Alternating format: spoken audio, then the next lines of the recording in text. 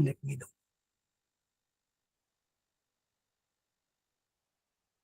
कल हमने क्या क्या कवर किया? कल हमने सबसे पहले देखा कि ऑपरेटिंग सिस्टम होता क्या है भाई, ये होता क्या है।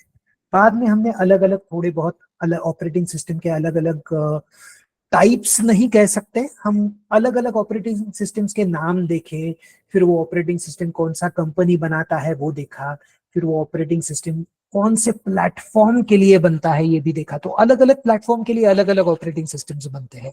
जैसे सर्वर के लिए अलग होता है ऑपरेटिंग सिस्टम, डेस्कटॉप के लिए अलग होता है, हैंडहेल्ड डिवाइसेस के लिए अलग होता है, आपके वेरेबल डिवाइसेस होते हैं उनके लिए अलग होता है, आपका वॉशिंग मशीन होता है उसका भी ऑपरेटिंग सिस्टम अलग होता है। ओके, उसके बाद उसके बारे में हम ज्यादा बात बाद में करेंगे। उससे पहले हमारा जो यूनिक्स का स्टोरी है वो हमें कंटिन्यू करना है आज। तो हुआ क्या, मार्केट में साला यूनिक्स तो बहुत पॉपुलर हो गया। Unix became very much popular, ये सारे लोग खुद का यूनिक्स बेचने लगे, सारे लोग यूनिक्स खरीदने लगे। लेकिन ये सारे ऑपरेटिंग सिस्टम्स थे पैसा दो और फिर ऑपरेटिंग सिस्टम इस्तेमाल करो। ऐसा कोई भी ऑपरेटिंग सिस्टम नहीं था कि जो आपको फ्री ऑफ कॉस्ट मिल सके, ओके, जिसके लिए आपको पैसा ना देना पड़े। ओके, फॉर एग्जांपल, क्या आपने कोई free of cost operating system इस्तेमाल किया है अब तक? हाँ, आपको लगता होगा अरे मैंने जो लैपटॉप खरीदा था वो लैपटॉप में विंडोज 11 पहले से ही इंस्टॉल था तो मेरे को विंडोज 11 फ्री में मिला। नहीं, वैसे नहीं होता है। एक्चुअली आपका जो प्रोवाइडर होता है, आपका जो लैपटॉप मैन्युफैक्चरर होता है, जिसे हम ओईएम भी कह सकते हैं, ओरिजिनल इक्विपमेंट मैन्युफैक्चरर, हम वो भी कह सकते हैं, उनका ये बड़े कंपनियों के साथ टाई अप रहता है। फॉर एग्जांपल एचपी पकड़ लीजिए, इनका टाई अप रहेगा माइक्रोसॉफ्ट के साथ और वो बल्क लाइसेंसेस खरीद लेते हैं। ओके, बल्क लाइसेंसेस का मतलब क्या है कि माइक्रोसॉफ्ट को बुला के ए भाई मेरे को चल 10 करोड़ लाइसेंस दे दे। अब देखो 10 करोड़, गाइस ये सत्य कथा नहीं है, नहीं तो आप बोलोगे कि सर ने बताया था 5 तारीख को कि एचपी ने 10 करोड़ लाइसेंसेस खरीदे हैं विंडोज के। ऐसे नहीं, एक नंबर बताया मैंने। हाँ, तो ये जरा थोड़ा समझदारी से लेने का है ये नंबर। तो वो क्या बोलते हैं, वो बल्क में लाइसेंसेस खरीदते हैं, इसलिए उनको लाइसेंस बहुत चीप मिलता है। तो आप जो एक्चुअली विंडोज इस्तेमाल करते हो उसका पैसा आपके ही लैपटॉप आप जो खरीदते हो उससे ही दिया जाता है, लेकिन वो नॉर्मल विंडोज ऑपरेटिंग सिस्टम से आपको सस्ते में पड़ता है क्योंकि वो बल्क में परचेस किया होता है। बाय द वे, आपको एक चीज बता दूं, आपका जो लाइसेंस आता है आपके एचपी के लैपटॉप के साथ या डेल के लैपटॉप के साथ, तो वो विंडोज जो होता है वो उसी हार्डवेयर के साथ बाउंड रहता है। यानी क्या कि वो आपका अगर लैपटॉप खराब हो गया तो क्या वो लाइसेंस आप दूसरे मशीन पे इस्तेमाल कर सकते हो? टेक्निकली नहीं। लॉ जो कहता है उसके लॉ के हिसाब से वो आप वैसे इस्तेमाल नहीं कर सकते हो, आपको नया लाइसेंस खरीदना पड़ेगा। हाँ, किसी ने उबंटू लिनक्स, विशाल जी ने कहा है कि उन्होंने उबंटू लिनक्स इस्तेमाल किया है, तो यस, आपने ओपन सोर्स और फ्री ऑपरेटिंग सिस्टम्स इस्तेमाल किया है।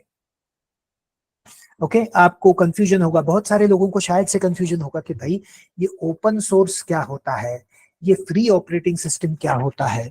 तो इसी के बारे में आज हम थोड़ा आगे जाके डिटेल में बात करने वाले हैं। तो अपना स्टोरी उतने वहां तक आ गया था, तो यूनिक्स तो मार्केट में पॉपुलर हो गया, लेकिन यूनिक्स था पेड। एचपी का यूनिक्स पेड, सन का सोलारिस पेड, आईबीएम का एआईएक्स भी पेड। और वो सिर्फ इतना ही पेड नहीं था, उनका हार्डवेयर भी आपको खरीदना पड़ता था। यानी अगर आप कहोगे कि भाई आईबीएम का एआईएक्स मुझे मेरे असेंबल्ड कंप्यूटर पे रन करना है, हाँ, नहीं जमेगा, उनका ही हार्डवेयर खरीदना पड़ेगा, उसके ही ऊपर आपको वो रन करना पड़ेगा। तो एक बंदा है जिसका नाम है रिचर्ड स्टॉलमन।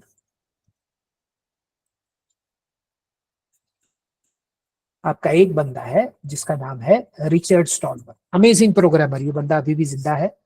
तो रिचर्ड स्टॉलमन क्या कर रहा था एक दिन, ये अभी लिनक्स का जन्म क्यों हुआ, कैसे हुआ, इसका स्टोरी मैं आपको बता रहा हूँ। तो स्टोरी मजेदार है, वैसे भी सबका लंच हुआ होगा, अच्छी तरह से स्टोरी सुनो, अच्छी तरह से सो जाओ अच्छे बच्चों की तरह। जैसे छोटे बच्चों को परियों की कहानी सुनाते हैं, वैसे आप थोड़े बड़े बच्चे हैं, कंप्यूटर साइंस में है, इसलिए आपको कंप्यूटर से रिलेटेड स्टोरी बताता हूँ। सच में सो मत जाओ हाँ गाइस, नहीं तो आपने ही तो कहा था सो आज जाओ, इसलिए हम भोसड़ी सो के गए। वो तो नहीं कर रहा। अरे ये कौन है, गालियां नहीं देने का भाई, जो कोई भी था।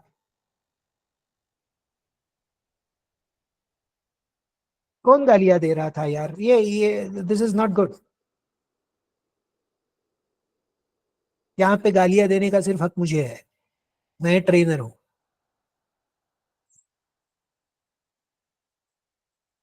चलिए, हाँ, तो रिचर्ड स्टॉलमन जी जो एक बहुत ही अच्छे प्रोग्रामर थे, उसमें क्या हुआ कि रिचर्ड स्टॉलमन जो था वो एक दिन अपनी कंपनी में काम कर रहा था, और वो प्रिंट आउट निकाल रहा था, कुछ प्रिंट आउट निकाल रहा था। तो प्रॉब्लम ये हो रहा था कि वो प्रिंट आउट ठीक तरह से नहीं आ रहे थे प्रिंटर से। ओके, सो हाँ म्यूट ऑल तो कर दिया था, लेकिन अभी क्या है पता नहीं। ठीक है भाई, अभी क्या कर सकते हैं, जाने दीजिए, चलिए मूविंग ऑन। तो रिचर्ड स्टॉलमन क्या कर रहा था, उसके कंप्यूटर में, उसके ऑफिस में बैठ के उसके कंप्यूटर से, उसके प्रिंटर से कुछ प्रिंट आउट निकाल रहा था। और प्रिंट आउट निकालते वक्त क्या हुआ, print out up to the mark नहीं आ रहे थे, वो प्रिंटर में कुछ प्रॉब्लम हो रहा था। तो सबसे पहले ये रिचर्ड स्टॉलमन भैया को लगा कि भाई कुछ प्रिंटर के हार्डवेयर में खराबी होगी। तो उन्होंने जो कंपनी से प्रिंटर लिया था वो कंपनी को बोल दिए कि भाई लोग आप ऐसा करो, मेरा जरा प्रिंटर में कुछ प्रॉब्लम है, वो जरा देख लो, फिक्स कर लो आप। तो कंपनी का हार्डवेयर का इंजीनियर आ गया, हार्डवेयर इंजीनियर बोला हार्डवेयर में कुछ प्रॉब्लम नहीं, हार्डवेयर ठीक तरह से काम कर रहा है। तो बोला यार तेरा हार्डवेयर ठीक काम कर रहा है तो प्रिंट आउट क्यों नहीं ठीक तरह से आ रहा है। तो फर्दर इन्वेस्टिगेशंस के बाद उनको पता चला कि प्रिंटर के हार्डवेयर में कुछ प्रॉब्लम नहीं था, प्रिंटर के डिवाइस ड्राइवर में कुछ प्रॉब्लम था। गाइस सबको पता है ये डिवाइस ड्राइवर क्या होता है?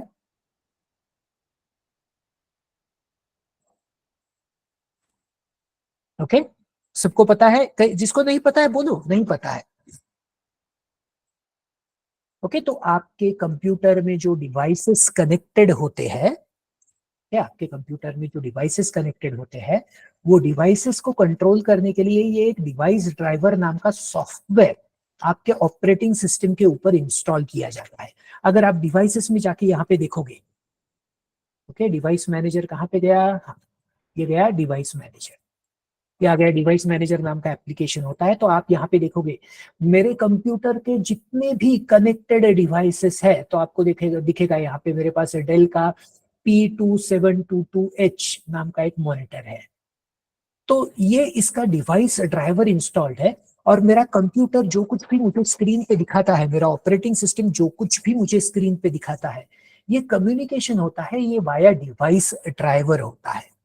तो जब भी कभी आप कोई भी डॉक्यूमेंट प्रिंट करते हो, तो कौन सा डॉक्यूमेंट प्रिंट करना है, कैसा डॉक्यूमेंट प्रिंट करना है, ये आप डायरेक्टली प्रिंटर को नहीं बताते हो, ये वाया डिवाइस ड्राइवर वो आपके प्रिंटर को पता चलता है। ऐसे सारे डिवाइसेस के डिवाइस ड्राइवर होते हैं, और ये device driver is nothing but a piece of software. Okay guys, device drivers के बारे में हम डिटेल में बात करने वाले हैं, क्योंकि ये जो डिवाइस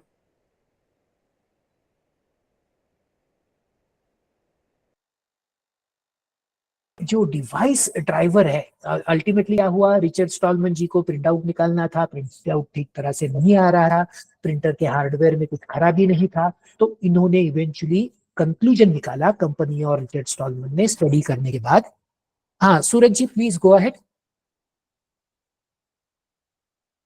ओके, वॉइस ब्रेक हो रहा है। Okay okay okay, let me check, network connection तो ठीक है ना?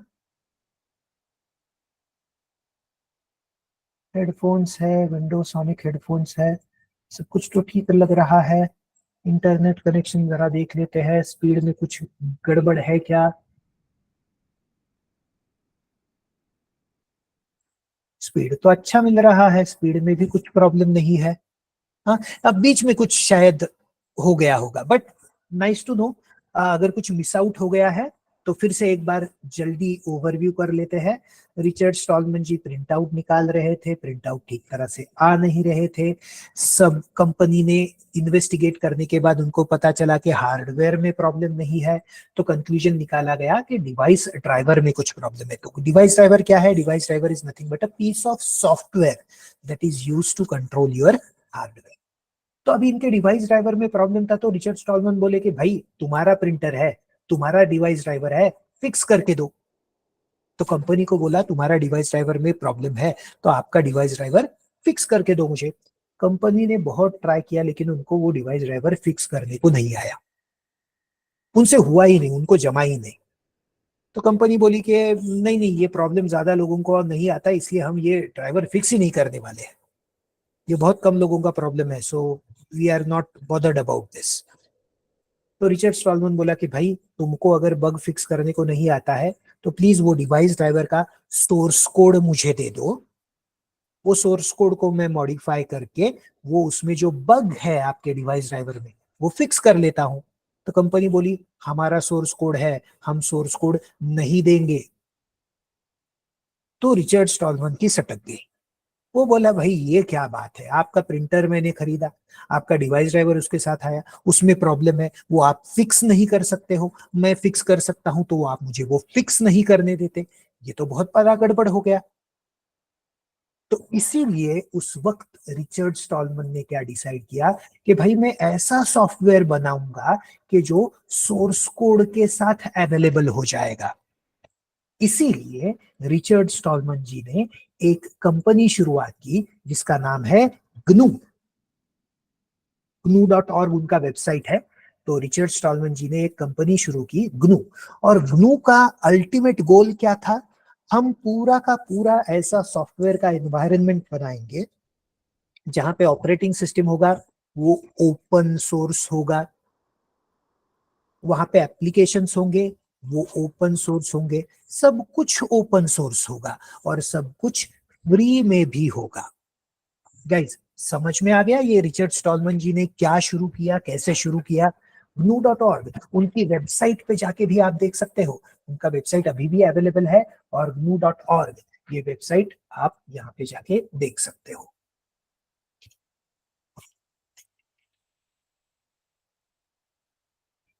ये देखिए ग्नू ऑपरेटिंग सिस्टम। ओके, तो रिचर्ड स्टॉलमैन, अगर आपको थोड़ा उनके बारे में ज्यादा बातें जाननी है तो प्लीज फाइंड आउट कर लीजिए। और देखिए ये जो स्टोरी मैंने बताई थी आपको, थोड़ी बढ़ा चढ़ा के बताई थी ताकि याद रहे। तो माइन्यूट डिटेल्स अगर आपको यहाँ पे पढ़ोगे तो स्टोरी के माइन्यूट डिटेल्स आपको पता चल जाएंगे और बोलोगे सर आपने तो ऐसे कहा था लेकिन ये ऐसा है, लेकिन जिस्ट ऑफ द स्टोरी वही है। ओके, तो स्टोरी जरूर पढ़ो उनका, उन्होंने कैसे ये फाइंड आउट किया। तो ये देखिए इनके बहुत सारे फ्री सॉफ्टवेयर्स है अवेलेबल, उनका पूरा का पूरा ऑपरेटिंग सिस्टम है अवेलेबल। यहाँ पे आपको पता चल जाएगा कि फ्री सॉफ्टवेयर क्यों उन्होंने शुरू किया। तो उन्होंने GNU.org में एक ऑपरेटिंग सिस्टम और फ्री सॉफ्टवेयर बनाने का कार्यक्रम शुरू कर दिया। अब उनका ऑपरेटिंग सिस्टम पूरी तरह से रेडी नहीं था, उनके एप्लीकेशंस वगैरह सब कुछ थे, उनका ऑपरेटिंग सिस्टम नहीं था। ऑपरेटिंग सिस्टम का एक इंपॉर्टेंट पार्ट मिसिंग था, वो है कर्नल। कर्नल कोर होता है, हम बाद में डिटेल में जब ऑपरेटिंग सिस्टम के बारे में सुनने वाले हैं, पढ़ने वाले हैं, उस वक्त मैं आपको कर्नल क्या होता है, कर्नल का इंपॉर्टेंस डिटेल में बताने ही वाला हूं। लेकिन इनका जो GNU.org था, उनका कर्नल रेडी नहीं था, उनका कर्नल मिसिंग था। तो इसी वक्त क्या हो गया, एक लाइनस टोरवाल्ड नाम का बंदा है, शायद से आपको उसका नाम पता होगा।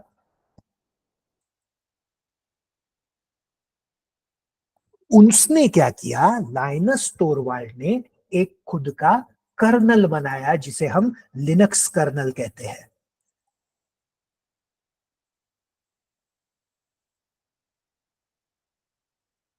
ओके, उसने क्या बनाया, उसने लिनक्स कर्नल बनाया। अब देखिए ये GNU.org का ऑलमोस्ट ऑपरेटिंग सिस्टम रेडी था, लेकिन उनके पास कर्नल नहीं था। ये लाइनस टोरवाल्ड के पास लिनक्स का कर्नल अवेलेबल था। तो उस वक्त क्या किया गया, GNU.org के बाकी सारे यूटिलिटीज सॉफ्टवेयर्स वगैरह और लाइनस टोरवाल्ड ने जो कर्नल बनाया है वो कर्नल ये बना के, ये सारी चीजें मिला के एक नया ऑपरेटिंग सिस्टम तैयार हुआ, जिसे हम एक्चुअली, हमें कहना चाहिए GNU slash Linux operating system, क्योंकि इसमें सिर्फ लाइनस टोरवाल्ड ने वो पूरा ऑपरेटिंग सिस्टम नहीं बनाया है, GNU.org के जो डेवलपर्स हैं उनका भी इसमें बहुत बड़ा कंट्रीब्यूशन है। तो इस तरह से आपके लिनक्स ऑपरेटिंग सिस्टम का जन्म हुआ। GNU.org और लाइनस टोरवाल्ड, ये इनके कंबाइंड एफर्ट से, ये एक मिनट, ये क्या हुआ, हाँ, इनके कंबाइंड एफर्ट से ये लिनक्स ऑपरेटिंग सिस्टम बना। वाइडली इसे लोग लिनक्स ऑपरेटिंग सिस्टम ही कहते हैं, लेकिन याद रखिए कि GNU.org जो रिचर्ड स्टॉलमैन जी ने शुरू किया था और लिनक्स का कर्नल जो लाइनस टोरवाल्ड जी ने लिखा था, वो दोनों का एक मिश्रण बन के ये आपका लिनक्स ऑपरेटिंग सिस्टम बन गया। अब देखिए, ओपन सोर्स सॉफ्टवेयर का मतलब क्या है? सॉफ्टवेयर जो सोर्स कोड के साथ आता है। तो उससे पहले हमें अंडरस्टैंड करना जरूरी है कि या कोई भी सॉफ्टवेयर बनता कैसे है। तो क्या होता है जनरली, आपका कोई कंपनी होता है जैसे माइक्रोसॉफ्ट, ओके, आपका कुछ कंपनी होता है जिसका माइक्रोसॉफ्ट, वो बहुत सारे डेवलपर लोगों को उनके यहाँ पे काम के लिए रखते हैं, वो उनके डेवलपर्स होते हैं।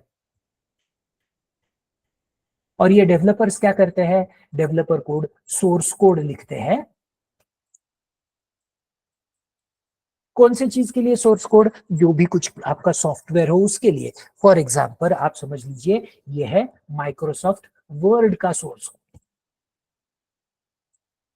ओके, ऐसा नहीं होता है चौकोन बॉक्स वगैरह नहीं लेता, बहुत सारे फाइल्स वगैरह रहते हैं सोर्स कोड, यानी आपको पता ही होगा, आपने थोड़ा बहुत डेवलपमेंट किया ही होगा, थोड़ा बहुत प्रोग्रामिंग लैंग्वेज आपको पता ही होगा, तो आपको पता होगा कि सोर्स कोड ऐसा सिंगल बॉक्स वगैरह कहीं नहीं रहता है, बहुत सारे फाइल्स वगैरह रहते हैं। तो डेवलपर्स क्या कहते हैं, ऐसा सोर्स कोड बनाते हैं और फिर वो सोर्स कोड से आपका सॉफ्टवेयर बनता है। तो सोर्स कोड से आपका सॉफ्टवेयर बनता है। ये सोर्स कोड में जैसे लिखा होता है वैसे ही आपका सॉफ्टवेयर काम करता है। जैसे टेक्स्ट सिलेक्ट करने के बाद कंट्रोल बी किया जाए तो टेक्स्ट बोल्ड हो जाएगा। ये सारे इंस्ट्रक्शंस ये सोर्स कोड में लिखे हुए रहते हैं और उसमें ये सॉफ्टवेयर बन जाता है। अब यहाँ पे क्या आ गया? अब यहाँ पे आप, मैं, हमारे जैसे कॉमन लोग आ गए, जिसे कस्टमर कहते हैं। ओके, मराठी में कस्टमर, जो कष्ट करता है और मर जाता है उसे कहते हैं कस्टमर। तो ये कस्टमर क्या करता है? ये कस्टमर जो होता है ये डायरेक्टली ये सॉफ्टवेयर खरीदता है। तो ये कस्टमर को ये सोर्स कोड, माइक्रोसॉफ्ट वगैरह वगैरह, ये जो सारी बड़ी कंपनीज होते हैं वो ये सोर्स कोड नहीं देते हैं। वो बोलते हैं कि भाई हमारा सॉफ्टवेयर तो इस्तेमाल कर, पैसे दे के इस्तेमाल कर, लाइसेंसिंग से इस्तेमाल कर, या कैसे भी इस्तेमाल कर, हमारा सॉफ्टवेयर इस्तेमाल कर, लेकिन हम तुम्हें इसका सोर्स कोड नहीं देने वाले हैं। तो इसमें अगर कुछ चेंजेस करने हैं, उसमें अगर कुछ प्रॉब्लम है, तो माइक्रोसॉफ्ट के लोग ही उसे फिक्स कर पाएंगे। तो इस तरह से जनरली हमारे पास सॉफ्टवेयर जो आता है इसे कहते हैं क्लोज्ड सोर्स सॉफ्टवेयर, जिसका सोर्स कोड ओपन नहीं होता है। ओके, और दूसरा होता है ओपन सोर्स सॉफ्टवेयर। अब ये ओपन सोर्स सॉफ्टवेयर कैसे होता है? जैसे ये लाइनस टोरवाल्ड और GNU.org, इनका हमने देखा, ये लोग क्या करते हैं, ये लोग भी खुद का सॉफ्टवेयर बनाते हैं। तो उनके सॉफ्टवेयर का सोर्स कोड भी होता है और वो एक्चुअल में सॉफ्टवेयर भी अवेलेबल होता है, इसी सोर्स कोड से वो सॉफ्टवेयर अवेलेबल करवा के देते हैं।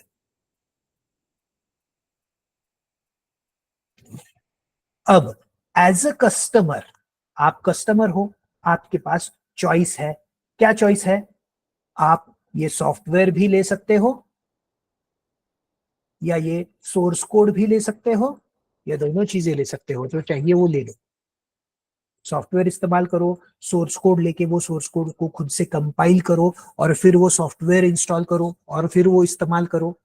ऐसा होता है ओपन सोर्स सॉफ्टवेयर। तो इसे कहते हैं open source software.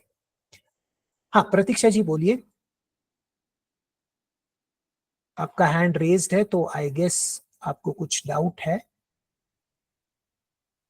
Okay, I guess by mistake hand raise हो गया होगा, आई थिंक।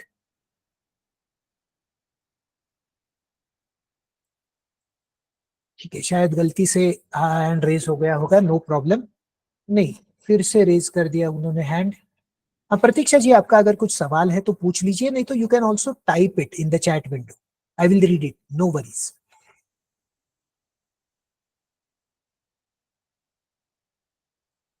ओके, शायद से बाय मिस्टेक हो गया होगा।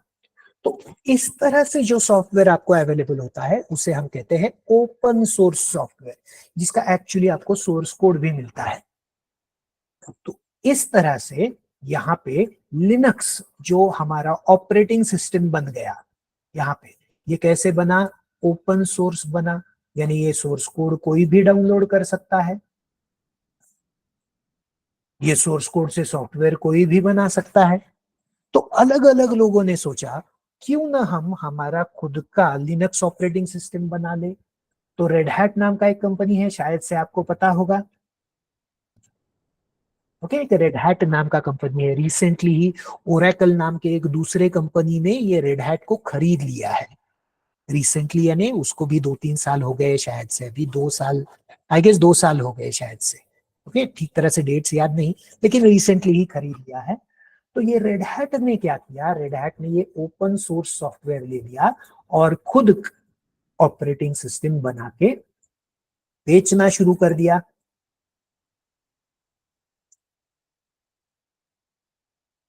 तो क्या रेड हैट लिनक्स गलत चीज कर रही है, फ्री में सब कुछ ले रही है और लोगों से पैसे ले रही है? बिल्कुल नहीं। रेड हैट जो कंपनी है वो उनके ऑपरेटिंग सिस्टम का पैसा नहीं लेते हैं, वो उनके सर्विसेज का पैसा लेते हैं।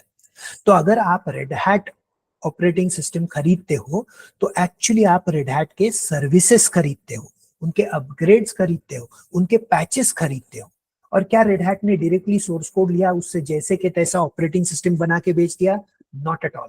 रेड हैट सिर्फ सोर्स कोड लेता नहीं है, रेड हैट सोर्स कोड लेके वो सोर्स कोड में चेंजेस करता है खुद से, और फिर वो जो चेंजेस होते हैं उससे वो खुद का रेड हैट सिस्टम बना देता है।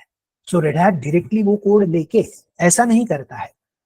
तो इस तरह से एक फ्लेवर हमें मिल गया लिनक्स का, रेड हैट लिनक्स। क्या आपको पता चला अभी इसे फ्लेवर ऑफ लिनक्स क्यों कहते हैं? फ्लेवर ऑफ लिनक्स क्योंकि सोर्स कोड वही है सब, रेड हैट ने खुद का उसमें कुछ चेंजेस किया है और आपको वो ऑपरेटिंग सिस्टम देते हैं, इसलिए उसे रेड हैट लिनक्स कहते हैं। वैसे ही एक कैनोनिकल नाम का एक कंपनी है, पता है किसी को? कैनोनिकल नाम का कंपनी है एक। ओके, तो कैनोनिकल नाम का एक कंपनी है, उनका भी एक लिनक्स डिस्ट्रीब्यूशन है। अब आपको पता चलेगा ये कंपनी कौन सा है। उनके लिनक्स का नाम है उबंटू लिनक्स। तो ये जो कैनोनिकल कंपनी है वो भी सेम चीज करती है। ऐसे ही जो लिनक्स का सोर्स कोड अवेलेबल है वो सोर्स कोड ले लेते हैं, उनमें उनके हिसाब से मॉडिफिकेशन करते हैं, उनका एक कस्टम ऑपरेटिंग सिस्टम बनाते हैं और फिर वो ऑपरेटिंग सिस्टम शिप आउट कर सकते हैं। Again, canonical doesn't charge anything for the operating system, they charge you for their services. यानी अगर उनका सपोर्ट सर्विसेज आपने कुछ लिया तो वो सपोर्ट सर्विसेज के ऊपर वो आपको चार्ज लगाते हैं। यानी आपके सिस्टम में कुछ प्रॉब्लम हो गया, कैनोनिकल के इंजीनियर्स उसे फिक्स कर रहे हैं, तो उसका आपको चार्जेस देना पड़ेगा। Guys, is this concept clear? Open source software क्या है? मैंने यहाँ पे आपको बोला था कि लिनक्स के बहुत सारे फ्लेवर्स हैं। तो ये फ्लेवर ऑफ लिनक्स या फ्लेवर ऑफ यूनिक्स ये कैसे आ गया? हुँ?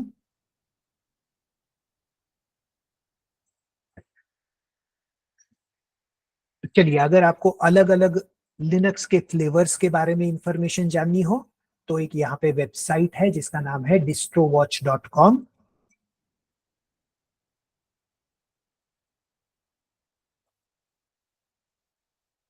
यहाँ पे लिनक्स के अलग अलग फ्लेवर्स के बारे में आपको पता चल जाएगा। मैंने चैट में ये लिंक दे दिया है, गाइज आपको अगर ये लिंक फ्यूचर में एक्सेस करना है तो प्लीज ओपन करके उसे बुक मार्क करके रखिए, क्योंकि आई गेस रिकॉर्डिंग में चैट विंडो अवेलेबल नहीं होता है, आई एम नॉट श्योर, लेकिन प्रीवियस मेरा एक्सपीरियंस था कि गूगल चैट में चैट बॉक्स अवेलेबल नहीं होता है, तो please make a note of it. और फिर आपको ये बताएंगे कि टॉप डिस्ट्रीब्यूशंस कौन से हैं।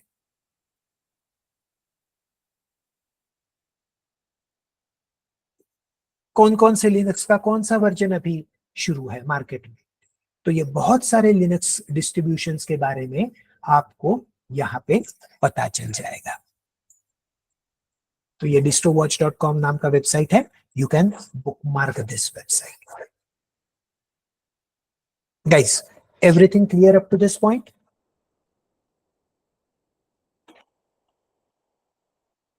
अगर यहाँ पे किसी को भी कुछ भी डाउट है, सो फार जो कुछ भी मैंने बोला है उसके रिलेटेड कुछ भी डाउट है, तो प्लीज मुझे बोल दीजिए, I clear that doubt first and then will move ahead.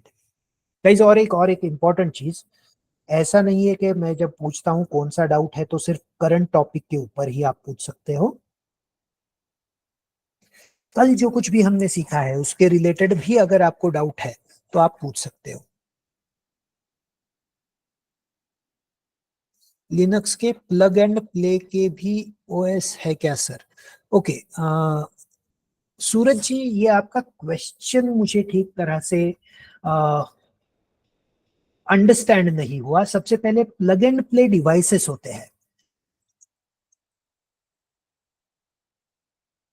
Okay, तो प्लग एंड प्ले जो होता है वो डिवाइसेस होते हैं।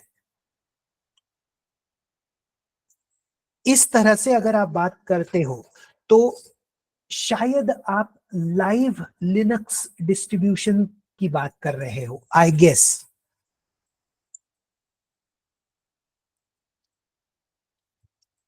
लाइव लिनक्स डिस्ट्रीब्यूशन यानी उनको इंस्टॉल करने की जरूरत नहीं पड़ती है, ओके, उनको इंस्टॉल करने की जरूरत पड़ती नहीं है। तो क्या आपका जो सीडी है, सीडी ड्राइव, डीवीडी ड्राइव, हम मुझे पता है आपके यहाँ पे किसी भी के भी कंप्यूटर पे सीडी या डीवीडी ड्राइव नहीं होगा।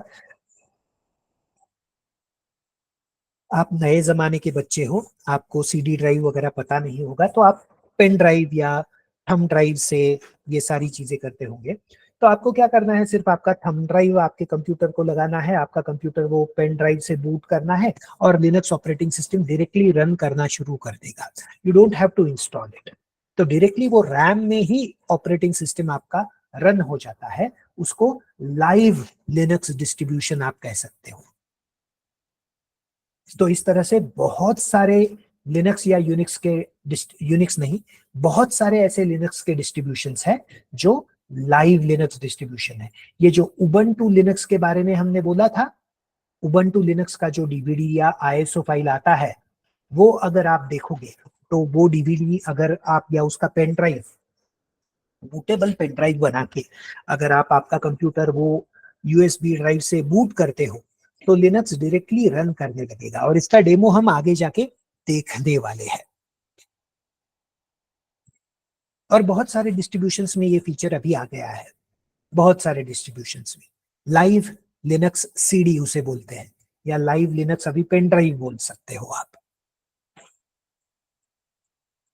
ओके, बाय द वे, एक एक मजेदार चीज, जैसे अभी सूरज जी ने ऐसे कहा इसलिए, वैसे बहुत सारे ऐसे भी लिनक्स के डिस्ट्रीब्यूशन है जो डायग्नोस्टिक्स के लिए इस्तेमाल किए जाते हैं। यानी आपका करंट ऑपरेटिंग सिस्टम बूट नहीं हो रहा है, आपका करंट ऑपरेटिंग सिस्टम बूट नहीं हो रहा है, तो वहां पे आप क्या कर सकते हो, ऐसे लाइव यूएसबी ड्राइव से या पोर्टेबल लिनक्स डिस्ट्रीब्यूशन से आप आपका कंप्यूटर बूट करके फिर डायग्नोस्टिक्स आप उसका कर सकते हो। ओके, ओके, चलिए, तो ये और एक क्या सवाल है, रास्पबेरी पाई ओएस। ओके, सो रास्पबेरी पाई जो है, तो रास्पबेरी पाई ये एक हार्डवेयर प्लेटफॉर्म आप कह सकते हो। इट इज क्या कह सकते हैं कि रास्पबेरी पाई जो है वो हार्डवेयर है, it is not at all software. और ये जो रास्पबेरी पाई हार्डवेयर होता है उसके ऊपर आप बहुत सारे ऑपरेटिंग सिस्टम्स रन कर सकते हो। रास्पबेरी पाई ओएस जो होता है, which is pre-built in most of the Raspberry Pi devices, वो गुड इनफ होता है। It is a light weight operating system. लेकिन आप रास्पबेरी पाई के ऊपर उबंटू लिनक्स या काली लिनक्स, ऐसे लिनक्स के डिस्ट्रीब्यूशंस भी आप इस्तेमाल करके यूज कर सकते हो।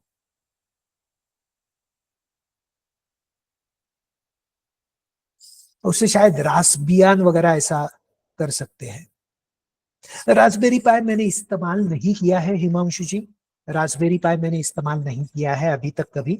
सिर्फ उसके बारे में मैंने थोड़ी सी जानकारी ले ली है। तो Raspberry pi plug and play operating system है क्या, तो देखना पड़ेगा। I will park this question for today. मैं ये क्वेश्चन यहाँ पे लिख लेता हूँ, मुझे इसका जवाब पता नहीं है, मुझे फाइंड आउट करना पड़ेगा और इसका जवाब मैं आपको कल के सेशन में दे दूंगा। अगर किसी को जवाब पता है पहले से तो you can give the answer. ऐसा नहीं है कि हाँ सारे सवालों का जवाब मैं ही दूं। तो शायद कोई इलेक्ट्रॉनिक बैकग्राउंड से आ रहा होगा जिसने रास्पबेरी पाई के ऊपर बहुत सारा काम किया होगा, तो वो बंदा डिटेल में बता सकता है कि वो लाइव या plug and play type operating system है या नहीं।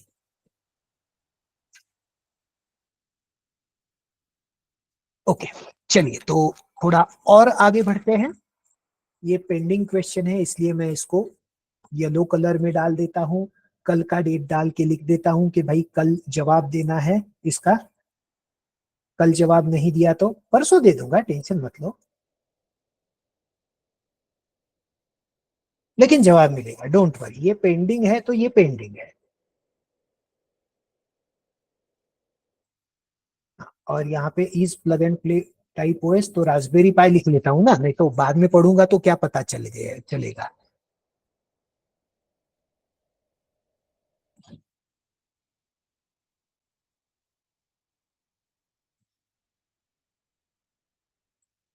चलिए अच्छा है, यहाँ पे कल के डेट के लिए ये सवाल मैंने रिजर्व करके रखा है। तो चलिए अब थोड़ा और आगे बढ़ते हैं। ऑपरेटिंग सिस्टम जो होते हैं उनके अलग अलग टाइप देखे हैं। जैसे अभी हमने दो टाइप के ऑपरेटिंग सिस्टम देखे, ओपन सोर्स ऑपरेटिंग सिस्टम और क्लोज्ड सोर्स ऑपरेटिंग सिस्टम। वैसे ही और दो टाइप के ऑपरेटिंग सिस्टम होते हैं single tasking and multitasking operating system.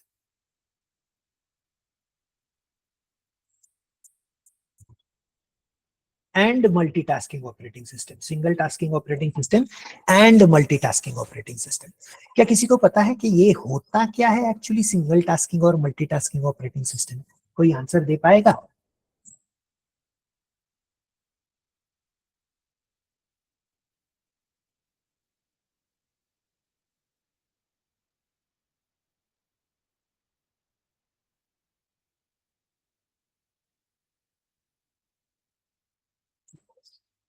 Okay, तो सिंगल टास्किंग ऑपरेटिंग सिस्टम जो होता है वो एक वक्त एक ही काम करता है,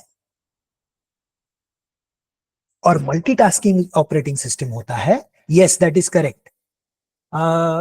शर्वरी जी ने करेक्ट जवाब दे दिया है। सिंगल टास्किंग ऑपरेटिंग सिस्टम एक वक्त एक ही काम करता है। Multitasking operating system multiple processes at same time run करता है।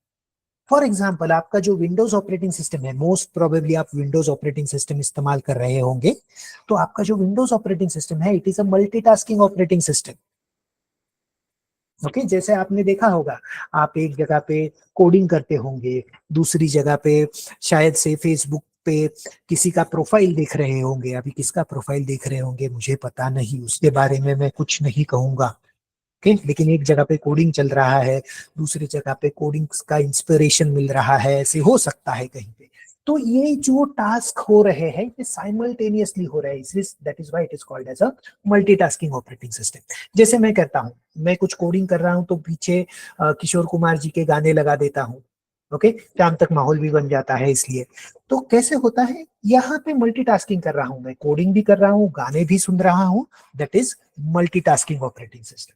और सिंगल टास्किंग ऑपरेटिंग सिस्टम, सच में कहूं ना बच्चों, तो दुनिया में अभी सिंगल टास्किंग ऑपरेटिंग सिस्टम कोई इस्तेमाल नहीं करता है।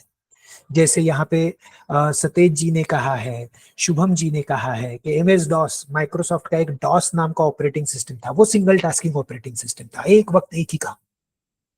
वो ऑपरेटिंग सिस्टम्स अभी बिल्कुल ही यूजलेस हो गए, कोई इस्तेमाल नहीं करता है, बहुत रेयरली आपको सिंगल टास्किंग ऑपरेटिंग सिस्टम्स मिलेंगे। बाय द वे, क्या आपको पता है एंड्रॉइड के initial versions multitasking, truly multitasking नहीं थे? आपको आज का एक सवाल, फाइंड आउट एंड्रॉइड का वो कौन सा वर्जन था जहां पे एंड्रॉइड में एक्चुअल में ट्रूली मल्टीटास्किंग इंट्रोड्यूस कर दिया गया। अभी फाइंड आउट करो, चलो गूगल पे सर्च किया तो भी चलेगा, कोई प्रॉब्लम नहीं है। हमारा अल्टीमेट गोल क्या है, हमें आंसर पता होना चाहिए। अभी हम नॉलेज गैदर कर रहे हैं, तो अभी आप अगर गूगल पे सर्च करोगे तो भी चलेगा, सर्च करके मुझे जवाब बताओ, what was the first Android operating system that introduced truly multitasking capabilities?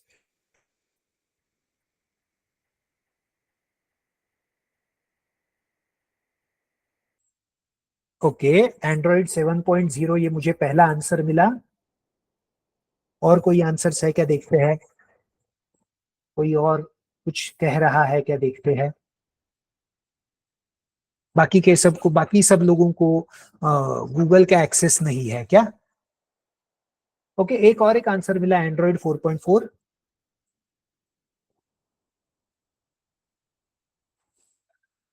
Android 1.0।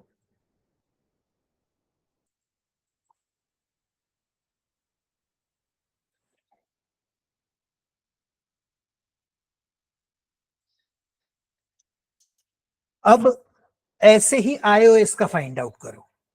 तो तीन चार जवाब मुझे एक्सपेक्टेड था, डोंट वरी गाइस, हम इसका सारा इसका पूरा पूरा इसका, अरे एंड्रॉइड 1.6 भी मिल गया।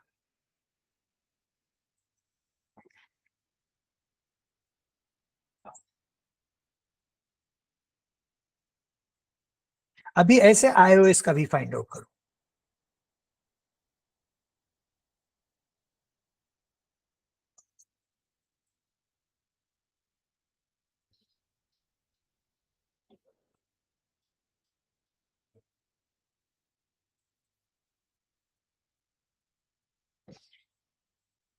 iOS का भी चाहिए मुझे, यहाँ पे एंड्रॉइड का आ गया है।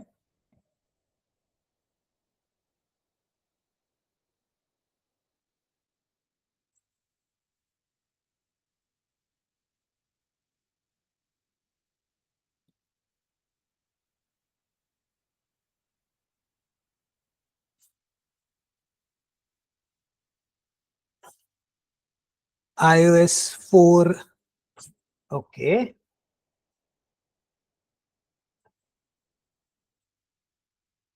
iOS 4.0।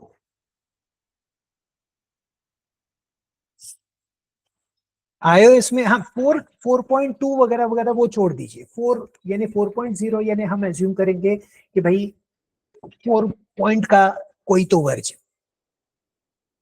iOS 5, और एक आ गया आंसर, वेरी गुड।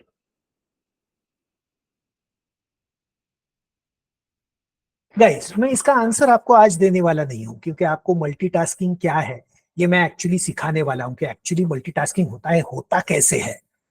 तो वो सारी डिटेल में हम उसके बारे में बात करने वाले हैं। आपको अभी और सब लोगों को फोकस करना है कि इतने आंसर क्यों मिले। एंड्रॉइड के 5-6 आंसर्स मिले, और एक मिल गया iOS का 6। शायद कोई बोल रहा है कि भाई 4 और 5 दे दिया तो 6 क्यों ना डाला जाए, वो भी डाल के देखते हैं। ओके, अब मैं मजाक कर रहा हूँ, iOS 1। चलिए, कोई बोला भाई एंड्रॉइड 1 है तो हमारा iOS 1 क्यों नहीं?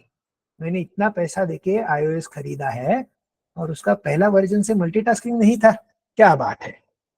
ओके, तो यहाँ पे थोड़ा कंफ्यूजन है यहाँ पे, डोंट वरी, इसका क्लियर जवाब आपको जल्द ही मिल जाएगा, लेकिन I want you to research on this.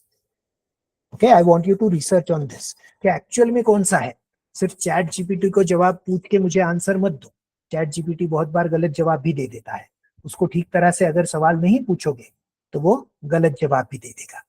Okay, तो पहले हमने देखे दो टाइप के ऑपरेटिंग सिस्टम, सिंगल टास्किंग और मल्टीटास्किंग ऑपरेटिंग सिस्टम। बाद में आते हैं सिंगल यूजर और मल्टी यूजर ऑपरेटिंग सिस्टम्स।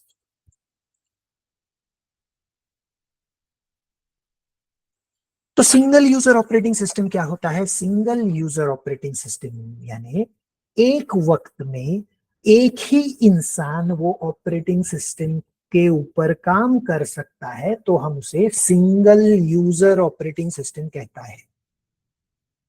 कौन सा ऑपरेटिंग सिस्टम? ऐसा ऑपरेटिंग सिस्टम जिसमें एक वक्त पे एक ही इंसान काम कर सकता है, वो है सिंगल यूजर ऑपरेटिंग सिस्टम। और मल्टी यूजर यानी वो ऑपरेटिंग सिस्टम जिसपे एक ही वक्त मल्टीपल यूजर साइमल्टेनियसली काम करेंगे, उसे कहते हैं multi user operating system. HTC G1। नहीं नहीं विशाल जी, अभी अभी अभी वो मल्टीटास्किंग का, अभी थोड़ी देर के लिए सब लोग मल्टीटास्किंग से बाहर आ जाओ। ओके, बाद में रिसर्च करना है, अभी रिसर्च नहीं करना है, बाद में रिसर्च करो उसके ऊपर। ओके, वो रिसर्च होने के बाद फिर आपको सिंगल टास्किंग और मल्टीटास्किंग यानी मल्टीटास्किंग होता है यानी क्या होता है, ये अच्छी तरह से समझ में आ जाएगा।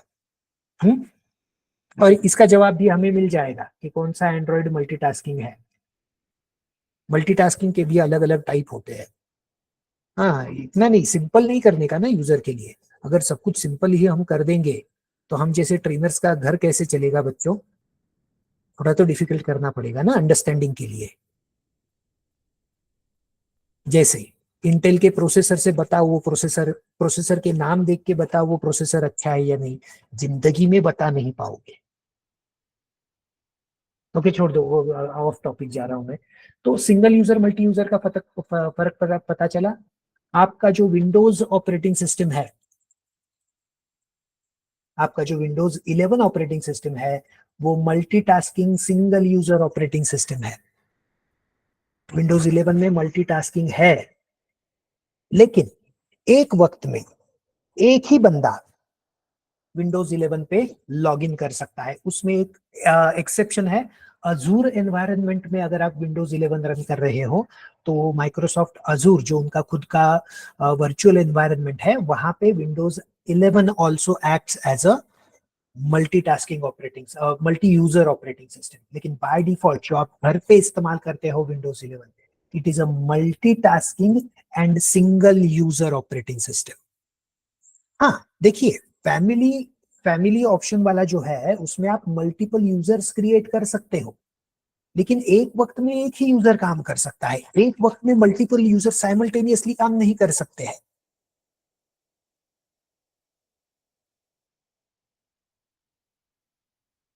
ओके, जैसे आपका एंड्रॉइड भी मल्टीटास्किंग है लेकिन सिंगल यूजर है। एक वक्त में एक ही यूजर लॉग इन कर सकता है, multiple user simultaneously log in ही नहीं कर पाएंगे। आप एक करके देखो, दो यूजर क्रिएट करो, एक यूजर क्रिएट करके लॉग इन करो, लॉग इन करके वहां पे गाना शुरू कर दो, और फिर लॉग आउट, बिना लॉग आउट किए यूजर स्विच करो, दूसरे यूजर पे जाओगे तो पहले यूजर के सारे काम बंद हो जाएंगे। पहले यूजर ने जो म्यूजिक प्लेयर शुरू किया है वो बंद हो जाएगा। करके देखो, आज ये एक्सपेरिमेंट करके देखो गाइज, आपको सबको एक एक्सपेरिमेंट करने को मैंने बोला है। आपके विंडोज में एक नया यूजर क्रिएट करो, वो यूजर क्रिएट करके लॉग इन करो, कहीं पे गाना शुरू करो, लॉग आउट मत करो, अकाउंट स्विच करो, और मुझे बताओ वो गाना शुरू रहता है या नहीं। ठीक है, चलिए। और लिनक्स जैसे जो ऑपरेटिंग सिस्टम्स है, लिनक्स जैसे जो ऑपरेटिंग सिस्टम्स है, they are multi user multitasking operating system.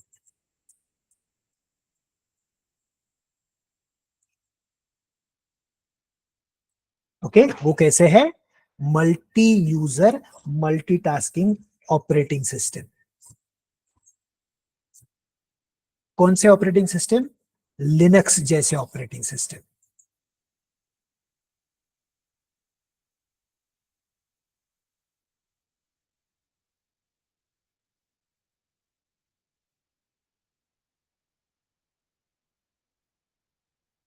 ओके, और दूसरा चीज, हाँ, और दूसरा दूसरा एक इंपॉर्टेंट चीज आपको यहाँ पे बताना है। विंडोज 11 पे मैंने यहाँ पे जो स्टार, हाँ वो स्टार मैंने इसलिए लगाया है क्योंकि स्टार इसलिए लगाया है, आपके पास जो होगा वो बाय डिफॉल्ट विंडोज का होम एडिशन होगा।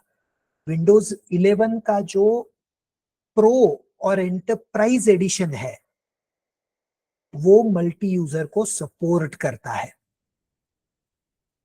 वो मल्टी यूजर, लेकिन वो प्रो या एंटरप्राइज एडिशन होना चाहिए।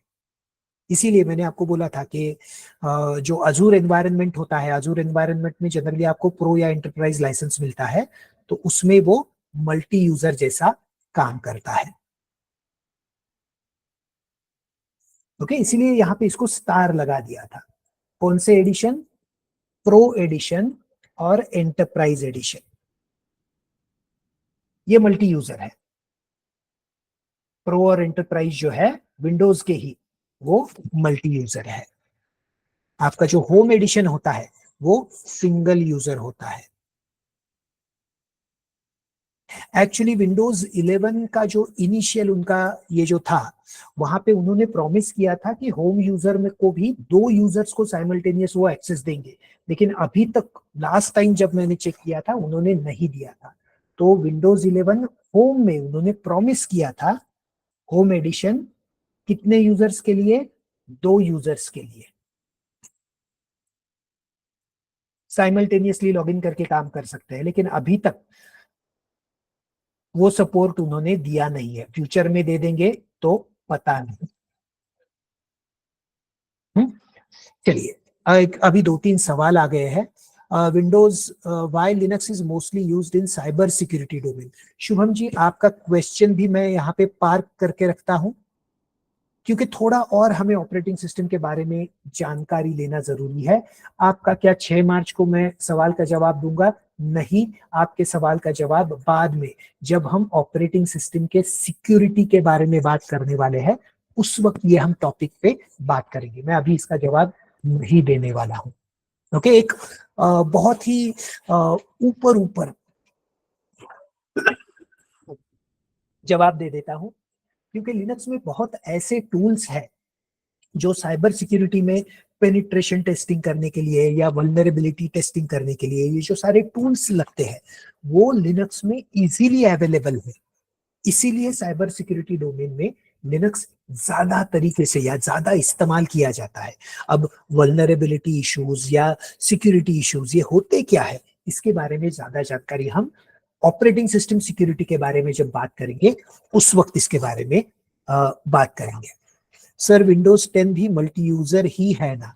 विंडोज 10 एक्चुअली मैंने कभी यूज नहीं किया है, तो मुझे उसका थोड़ा डॉक्यूमेंटेशन देखना पड़ेगा। चलिए, विंडोज का खुद का उनका ही माइक्रोसॉफ्ट का डॉक्यूमेंटेशन देख लेते हैं।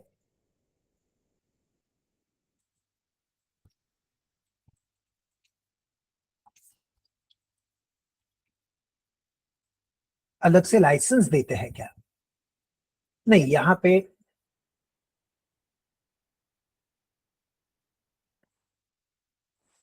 मल्टीपल अकाउंट्स तो सेट बहुत पुराने जमाने से कर सकते थे।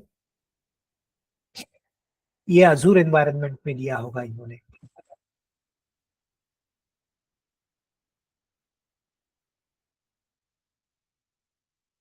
ये देखिए, unlike Windows server the client version of Windows OS such as Windows 10, 11 and 7 to the earliest versions does not support multiple users simultaneous use of the computer.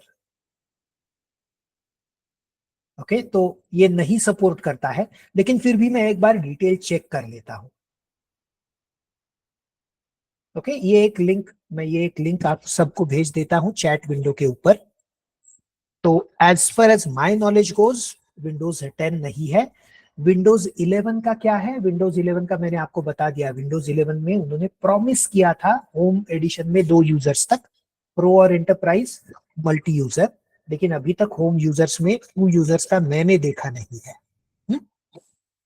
Multi user के यूज कहाँ पे होता है सर? अरे, साई प्रसाद जी ने 100 रुपए का सवाल पूछा है कि भाई सब लोग मल्टी यूजर में स्टिक हुए हैं। साई प्रसाद जी थोड़े आगे आगे जाके सोचते हैं कि भाई मल्टी यूजर हो या ना हो, इससे मुझे कुछ फर्क नहीं पड़ता है, इस्तेमाल क्या है इसका।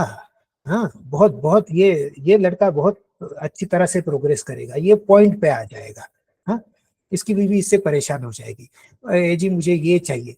क्यों चाहिए, क्यों, मुझे 10 रीजन बताओ। लेकिन साई प्रसाद जी, आपका आंसर, आपका क्वेश्चन बहुत सही है और मैं आपको उसका जवाब साइमल्टेनियसली अभी यहाँ पे दे देता हूँ। तो एक्चुअली मल्टी यूजर जो ऑपरेटिंग सिस्टम शुरू हुए, वो बहुत पुराने जमाने में शुरू हुए। वो नए जमाने का चीज नहीं है, वो बहुत पुराने जमाने का चीज है। क्यों? क्योंकि उस वक्त कंप्यूटर का कॉस्ट बहुत ज्यादा हुआ करता था। ओके, एक सिंगल कंप्यूटर जो है उसका कॉस्ट बहुत ज्यादा हुआ करता था। इतना ज्यादा हुआ करता था कि आप और मैं जैसे घर में कंप्यूटर लेना वाज नेक्स्ट टू इम्पॉसिबल।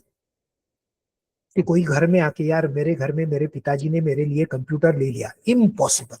मेरा पहला सैलरी आ गया, मैंने ईएमआई पे लैपटॉप ले लिया, भूल जाओ।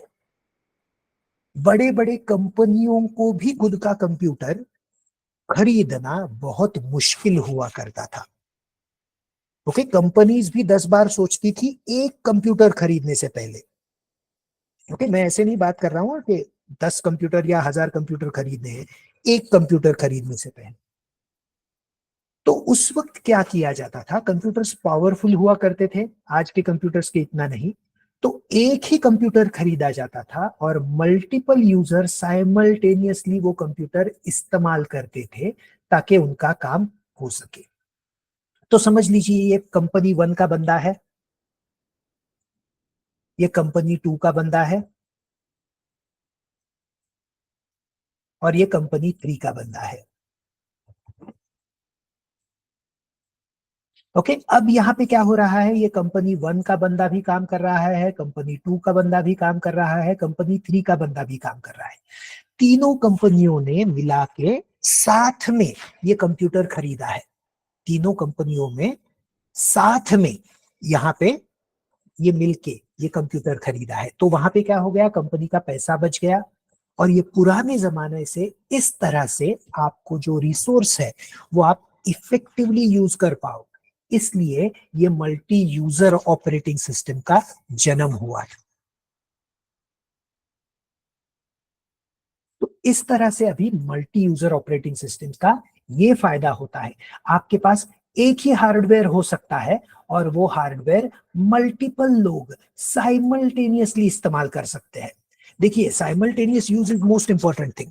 क्योंकि नहीं तो कंपनी एक वाला बोलेगा, यार तुमने मुझे सुबह 6 से रात 12 बजे से सुबह 4 बजे तक का टाइम दे दिया, ये क्या टाइम हुआ? था ऐसा नहीं कर सकते ना।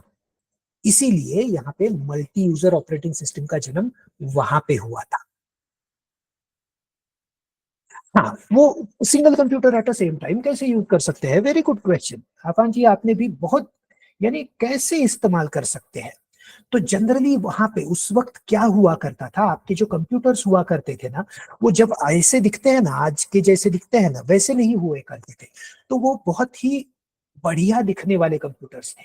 चलिए देखते हैं।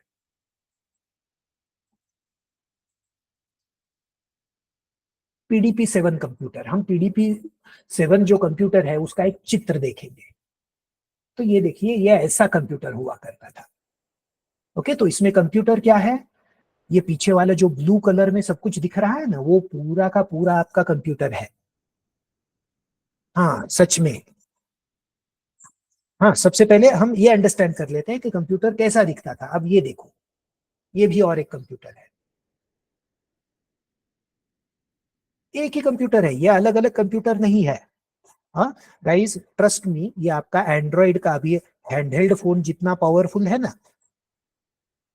उतना भी पावरफुल नहीं हुआ करता था, लेकिन कॉस्ट बड़ा बड़ा होता था। तो यहाँ पे एक ही ऐसे कंप्यूटर पे मल्टीपल टर्मिनल्स कनेक्ट करने की सुविधा होती थी। मल्टीपल टर्मिनल्स यानी यहाँ पे जो ऐसा आपको एक टर्मिनल यहाँ पे दिख रहा है, कीबोर्ड वाला जैसा टर्मिनल, वैसे मल्टीपल टर्मिनल्स आप कनेक्ट करके वहां पे साइमल्टेनियसली मल्टीपल लोग बैठ के काम कर सकते थे। एक मिनट, मल्टी टर्मिनल एक फोटो दिखा देता हूं।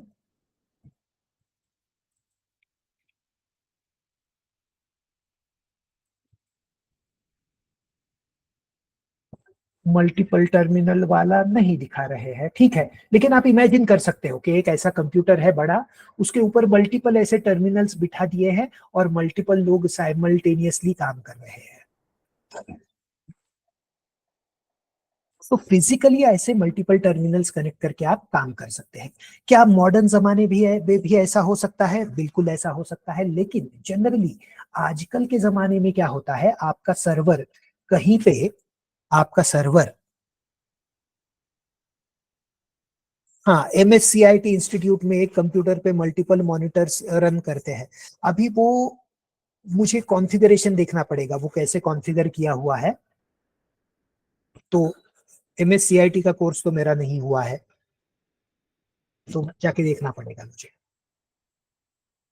अरे नहीं, वो बहुत सारी अच्छी चीजें सिखाते हैं, वर्ड, पावर पॉइंट, एक्सेल, उनके बच्चे इतने अच्छी तरह से इस्तेमाल करते हैं ना, कुछ समझ में नहीं आता है कि इतना फॉर्मूला कैसे डाला, इतना फॉर्मेटिंग कैसे किया।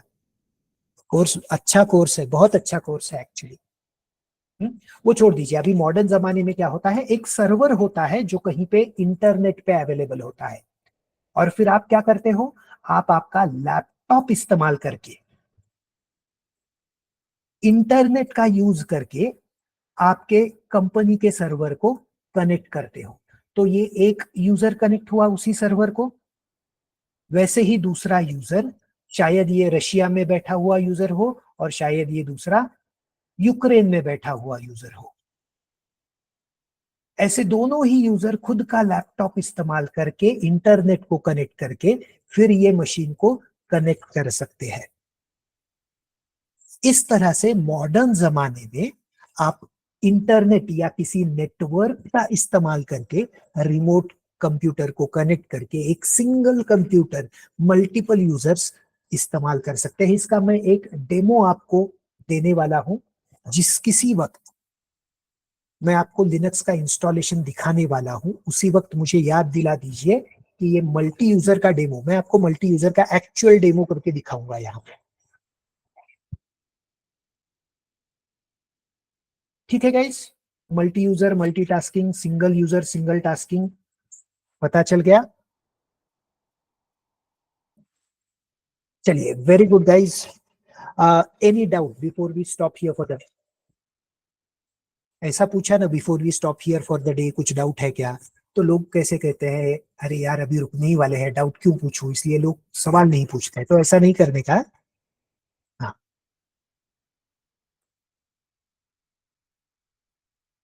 चलिए, I guess there are no doubts, so thanks guys, thanks for attending today's session. कल हम और अलग अलग टाइप्स देखेंगे ऑपरेटिंग सिस्टम्स के। ओके, एंड यस, आपकी कुछ भी डाउट है वो भी हम रिजॉल्व कर लेंगे। सो कल तक के लिए guys, ta ta bye bye, I will see you tomorrow, till then take care.